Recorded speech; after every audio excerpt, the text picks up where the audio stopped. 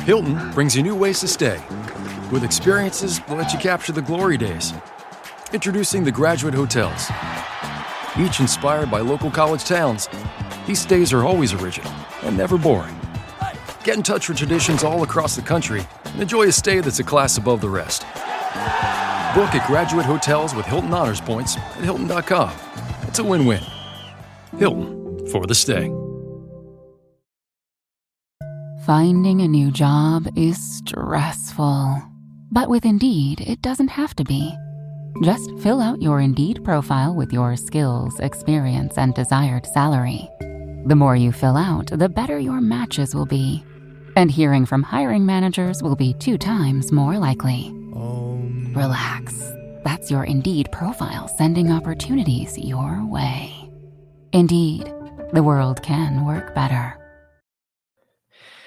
Good afternoon, guys, and wherever you are in the world, I have Zachary Bernard from Canada, and he is the founder of We Feature You. And We Feature You is a PR firm that builds industry professionals as leaders and authorities in their space. So a lot of the audience are thought leaders, they're doctors, lawyers, and We Feature You can help build your professional brand and face. And Zachary is the one that does that. So he's been seen in Entrepreneur, LA Weekly, Yahoo Finance, and really happy to have him on. Zach, welcome. Thank you, Chris. I appreciate the well-put introduction there. Yeah. Briefly introduce yourself and we'll dive into We Feature You.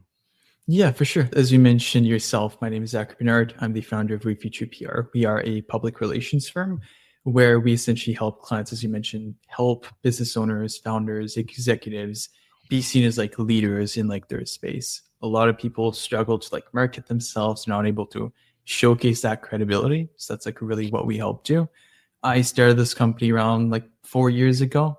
And then since then, so we've worked with hundreds of clients, featured clients in any major media publication you could think of.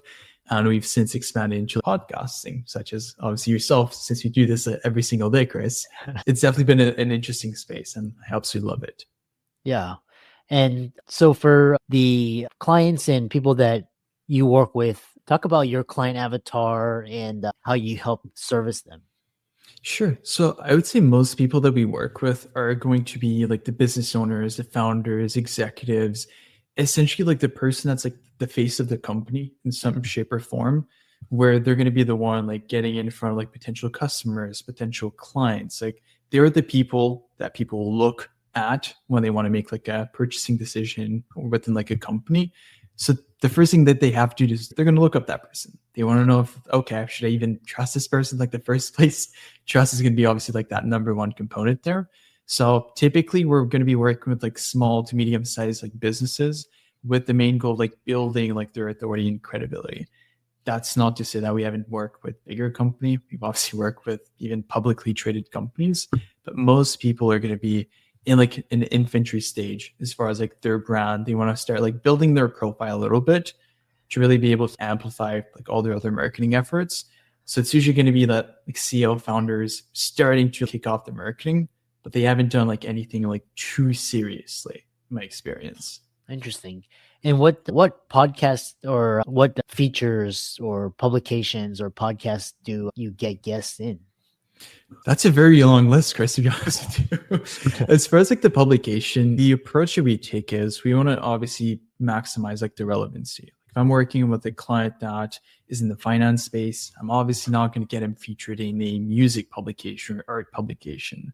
So we obviously want to figure out which one is actually relevant to them. That's actually going to get them in front of like their target audience.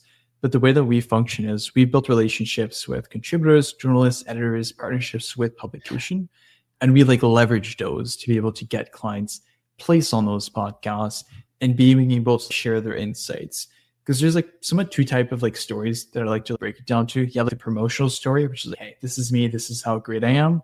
And then you have the other stories, which are a bit more like thought leadership. So it's like you sharing your insights, expertise, like educating people, actually like providing value. And that's like really what we've been focusing on, because at the end of the day, any reader, any potential client, they don't really care about you. They care about how you can actually help them. And that's really like the main thing you have to focus on. So we've booked clients in various like industry publication, Tech Time, the Sea World, Yahoo Finance, the Forbes, Entrepreneur, USA Today. Any that you could think of, we've probably done it. And for podcasts, I mean, we've obviously booked like some big podcasts, but we typically try to focus it more on like industry like relevance. Because a lot of people think that, okay, like I should get on like the Joe Rogan podcast. But at the end of the day, it's like a really broad podcast. And like most of your audience might not even be there. So you might want to go like a bit more specific and find the actual good podcast. That's really just been our approach there. Interesting. What I know specifically, you've podcast is the big thing now, and discuss, because I know you've been featured in LA Times, the big like print or written publications. What is it about a podcast that people are gravitating? Why are people wanting to be featured more on podcasts versus traditional publications? Yeah, that's actually like a really great question. So what I've been noticing probably in the last like year or two is even with AI, for example, like a lot of people are missing like that authentic like connection with someone. Or if you have like an article, you have someone just talk about themselves, their insights, like, okay, that's cool. But you want to be able to understand a person like a deeper level, hear them speak. It's only when you hear someone speak, talk about something that they know, they can really grasp like their understanding if they're actually like an expert on a subject matter. So being able to have more like those natural conversation, hear them on like a 45-minute to 60-minute podcast, as opposed to reading like a 500-word article, there's like more of this personal connection, like personal touch. And I feel, especially with AI, like videos nowadays, that you don't even know if it's a real person or if it's like a deep fake that's been created by AI. So what I'm personally seeing is there's been this like change that a lot of people want to go more towards creating content, like building a personal brand, going on podcasts, TV, etc. Because it's much more easier to build that connection with your audience and try to be like resonate in some shape or form as well. Yeah. Follow-up question is, how does it work? Is it you take all clients, and what fees are charged, and what happens after you book a client? How does the process work after that? Yeah, we don't work with everyone. The main reason is not everyone is made for podcasting. And what I mean by that is if someone just started a company, they started the company 2 months ago, they got out of college, they don't have any previous background or anything like that, they might sound or might be an interesting person, but at the end of the day, it still falls back on their background. What have they accomplished? What is that expertise? Because, for example, Chris, like a podcast host is looking for someone interesting. They're not going to get like the average Joe that hasn't done anything in their life whatsoever and then just throw that out to the audience. Main reason being it's not going to be valuable to the audience. They want someone that has a track record. They've done things that are insightful and valuable. They can share that expertise. So we do focus on people that have a track record, like they've done something where we can leverage. But there's a lot of interesting components. Like we have people that have founded companies, some that exited their companies, sold companies, angel investors, even like a cancer survivor that I was speaking like to earlier today. A lot of people have really interesting stories, but it's really just about making them even more interesting. Because if you just read a LinkedIn profile at the end of the day, that's not always interesting. You have to make it really look interesting. And in my opinion, everyone can have an interesting story, but there is a level to it. If you don't have any background, etc., we can have an amazing network, great relationship. Those podcast hosts or even those publication, they're probably not going to be interested in having you on. And that's where it comes in. Like we don't make any false promises. Hey, I want to build up like a few things on like your end first before you try to get into like the major media publication and like podcasts. I think you do have to build a baseline first before you try to go to the big leagues like directly there. But the approach that we take is if we have a client that's actually a good fit, we can get them results. We're going to craft the strategy, figure out what kind of podcasts you want to get on, kind of topics that is actually relevant to their expertise. And then based on that, we're going to reach out to podcasts who have a relationship or media publication. We're going to get them placed into that. And in my experience, just doing that is like 50% of the equation. You need to leverage any content that you create or podcast or press into your brand, into your marketing efforts. It's like repurposing podcast interviews, repurposing into social posts. You have to do that. I've seen so many people they decide to invest into something, but they don't make the best out of it. And that's like the last thing you want to do in any endeavor that you do. Oh, wow. I love that. Leveraging, basically leveraging to make massive gains. Yeah. What sort of testimonials from clients about working with We Feature You and success stories of people wanting to get more exposure and appear on more podcasts and get more brand awareness? Yeah. So it really depends in like a lot of cases. Like, for example, we have clients that they look at press, they want to have like more social ranking, be able to like rank higher. We've done that for a lot of clients. You can even find them online. People search them up. Then they even have a Google Knowledge panel.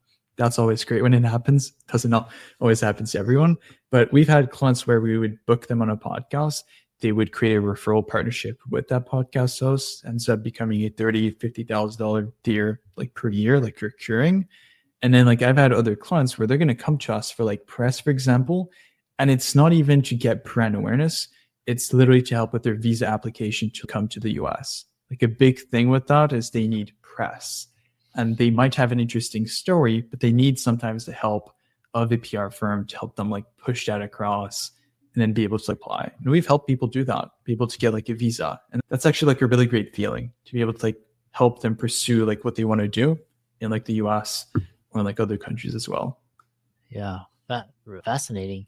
The next question I have for you is how are you thinking about how artificial intelligence is transforming industries? Like you're in the PR industry, and what sort of changes have you seen with new AI technology, new tools to help better serve your clients? Yeah, I like the way that you framed it, better serve your clients, because one of the big things that you're always like hearing is people like, it's going to take over jobs. We're not going to have jobs anymore, when that's the complete opposite. It's really just going to make your job much easier. It's going to amplify your efficiency in anything that you do. So you're spot on to that. The ways I've seen it personally, if you look at like press, PR, etc., it just makes your job easier when it comes to coming up with like strategies, like doing like market research, drafting up like outlines of like articles, etc. Same falls back to like podcasts.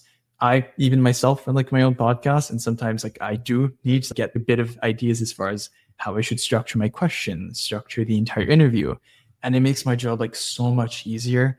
Like sometimes like I'll be writing something with AI, and I realize like maybe a year ago, like I would be doing like all of this like manually, and oh my God, I can't even imagine myself going back to doing that way.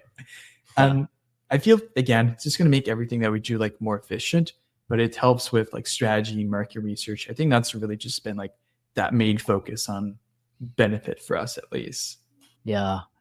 And the amount of applications that AI can do for just for different industries, we're just starting to see the tip of the iceberg. Oh yeah. Yeah. Crazy. Yeah, I follow your career, and what's interesting is you started We Feature You, which helps get press in TV media and also podcasting. But you've also done quite a few for Yahoo Finance, LA Weekly, some of these big name. And what did you learn from doing that helped you start and succeed in We Feature You? I would say that it's really been about like building relationships. So when it comes to like press, etc., it's really just about finding like these people you can provide like value to. And I feel that same still applies like every single industry that you might work with. You want to provide value to someone, they'll pay you in return. Except what we do is we provide value to journalists, contributors, and in return, they feature our clients in like major media publication. So we've leveraged those like connections to get myself, our companies featured in like those big outlets. Yeah, it's really just been about relationship. If you maintain good relationship, you provide good content, you become really like a reliable source for insights on certain industry topic, things that these journalists, contributors are going to be writing about, then you're in a really good circle. A good few things that you could do, for example, is signing up to like newsletters of like journalists. Sometimes you're going to be asking for a quote in an article, submitting yourself to like Hero. Not sure if you're familiar with that. It's like the platform where you sign up, you get like 100 journalists looking for like quotes, etc. That's another great platform. And even just like following journalists on Twitter or like X that they call it now. That's my go-to in my experience. Yeah. And along those lines, because my last podcast guest, we were talking about how whether you like it or not, like the most recent presidency was won through social media, and the loser, Kamala, refused to go on to like Joe Rogan and these things. My question is, do you think traditional journalism like TV, print, and radio is becoming obsolete and all the action is getting won on social media like podcasts and YouTube podcasts and Mhm. social media? That's a really good question. And I've had that exact question, I think, in like 2 podcasts ago, something like that. But I would say that in some shape or form, yes. Like I'm seeing that those traditional like media, like TV, et cetera, being a little bit like less relevant. But what I mean by that is it also depends on like your audience. If you're trying to reach people 50, 60 plus, et cetera, like you can still rely on TV, you can still rely on radio, press, in print, et cetera. But if you're trying to reach like the younger generation, social media, podcasts, they're becoming like a new medium of communication. Yeah. And I think as we progress and move on as like a society, it's going to become like almost like all social media and all like podcasts. 'Cause people, it's not just about reading something like physically, like they want to be able to have it like directly. Like we have a really short span of like attention. Like we want things like directly, you know, have it all on like your phone. So I think that's probably the route we're going. In my opinion, I do like the traditional component anyway. Yeah. We have to evolve if we want to keep growing. Yeah. Yeah. And we talked about AI in transforming like operations, but what are your thoughts about AI transforming the content, like how you're generating content? And like now we've got Gen AI, we've got AI agents, chatbots. How is it changing like journalism in general? Yeah, I would say that we haven't really played around with too many like chatbots, etc. But like Gen AI, like pictures, being able to like generate like images, like I think that's really cool. I'm not sure what the copyrights and everything along those lines, like what's involved with that. I haven't played like too heavily with that, but I would say it's definitely like an interesting space. As you mentioned, even like AI agents. I haven't played too much around with them, but I know it's definitely like crazy the way you can use them. And you have people that are like 50 level ahead of us that have been using like those types of AI, et cetera, for like a while. We're just getting used to using them. And for us, it's like crazy. So I can't even imagine what's going to be happening in 20 years. It's going to be absolutely like crazy. But I think for us, like it really just helps us with research, more efficiency in general. And I think for the journalism aspect of things, that's going to be another component. Like if you have a journalist, what they will need to do if they're writing a story, they need to get statistics, sources. They need to like do research on like an article. Now they'll just ask an AI assist agent to be their assistant, find all the information, draft up initial outline, and then they'll write the entire thing. But I think again, like you shouldn't rely on AI like as like your entire like content writer or anything like that. Yeah. Because as a human, like AI doesn't have that emotion capacity, in my personal opinion, at least. So I think that there still needs to be this human touch.